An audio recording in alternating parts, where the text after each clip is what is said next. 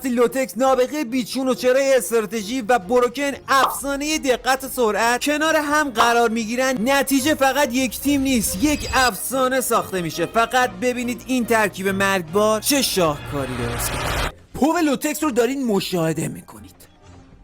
صدا پاها رو، یا خدا اینجا رو نگاه کنید، چند نفر. بروکن رو نگاه کن حاجی، رفت بین اون همه آدم. یا خدا حاجی، بروکن اون وسط داره چی کار میکنه؟ غیب شدن. چی شد حاجی؟ لوتکس فقط یه نفرشون زد، بروکن اونجا 3 نفر رو زد. یا خدا اینجا رو نگاه کنی، لوتکس به بروکن گفت من دارم ریلود میکنم، تو هوای منو داشته باش. پشت به پشت هم دیگه. بروکن رو نگاه کنید، یه جا رو قرار نداره.